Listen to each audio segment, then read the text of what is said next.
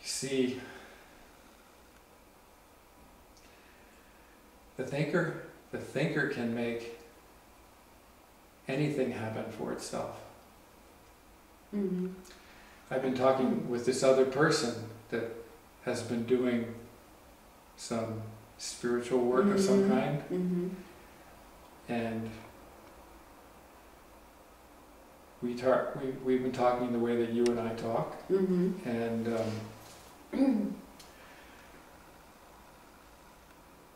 her thinker Mm-hmm. is trying to recreate for her, or for it, some spiritual experience that it has had Mm-hmm. in the past. Mm-hmm. So all that I've been talking about with her, her brain is taking that information and trying to use it in such a way that it will be able to recreate its spiritual experience, Mm-hmm. whatever that might be, Mm-hmm. for it. Mm-hmm. And she's not seeing that yet. Mm-hmm. Well, it takes time. It's a simple process, but it's not easy. And if you tell someone before they're ready to hear it, if you tell someone what is actually happening before they're ready to see it, then they'll just dismiss it. Mm-hmm. Mm-hmm. You know, they won't be able to accept it. Because this is something that I've done myself long ago. When I first started talking with Al, I did the same thing with him. I came to him with my own, or with my thinking's own baggage, Mm-hmm. own history, and I was interpreting what he was saying to me Mm-hmm. the way I was interpreting it.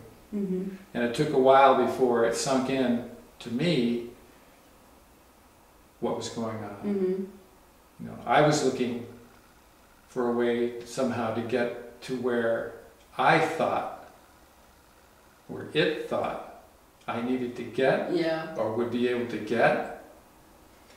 And it wasn't until I wasn't able to get there, I realized that I wasn't going to be able to get there, that I started to just listen to what Al was saying.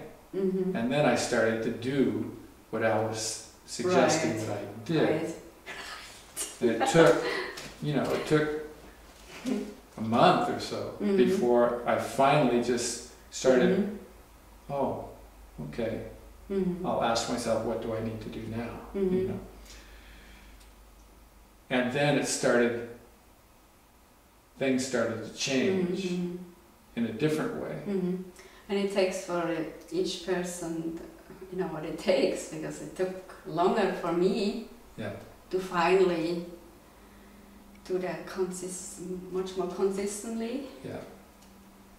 because the thinker is strong and it convinces you not to do this. Yes. Tools, Yes, it has its reasons Mm-hmm. for doing. Stupid, it's totally stupid, Yes. it's not going to go anywhere anyways, you're just, it's better to stay where you're at least you know Yes. how it is there, even if it's total misery. Yes. Well, the other thing is, what I've seen about myself and other people that are they're searching for something, I already had an idea what I was looking for. Mm-hmm. And as long as I was looking for that idea, Mm-hmm. I never found it. Yeah.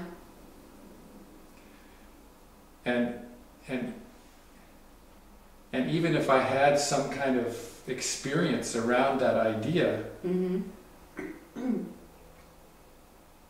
it was still the thinking that had the experience. So it was the thinking that was creating whatever spiritual experience I Mhm. had at that Mhm. time, and then trying to recreate it, Mhm. repeat it, Mm-hmm. and I just see how easy it is for people to get lost in that kind of thinking thinking that it's a spiritual experience all the time, and not realizing that it's just the thinking that is creating that. And so they never get out of their thinking. As far as they go and as much effort as they exert, they stay in their thinking. They're still lost in their thinking, and they miss what's there for what life has for them. They miss it because they're still in their thinking. Yeah, as soon as you think about something, you're in the thinking. Well, even feelings, even the thinking can come up with feelings and can create states of being that people misinterpret as sometimes as spiritual experiences. Okay, that's definitely. Because I did it myself when I was doing what I was doing long ago, and reading books and listening to spiritual teachers, and my thinker was able to come up with experiences that it thought were really spiritual experiences. And if you try and tell someone that they're not, or that they're missing something, then they won't accept it, because they believe what they're experiencing. That's a good thing you brought that up, because because my thinker says, well, you haven't really had a spiritual experience, it's not all hunky-dory, it's not all, easy and bright and, wonderful. Well, it never will be for it. Yeah. Whatever is there for you is there for you to experience as you experience it. And the quickest way to get there is just to continue doing what you need to do, and observe and talk to the thinking. All the things that you've been doing. I was telling this other person that there's spiritual teachers talk about opening the window. You can open the window, and if you're lucky, blessings will come in, or enlightenment will come through the window, however they say it.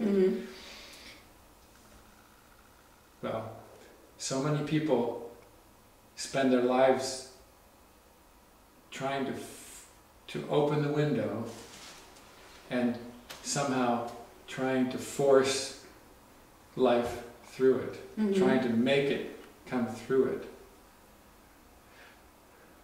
in whatever form they're using.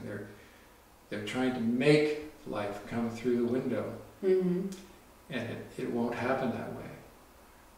All you can do is do what you need to do, and the window will open. And then, if you're there, if you're available, life will come through it. Yeah, I can see that. It's not, you cannot force it or control it.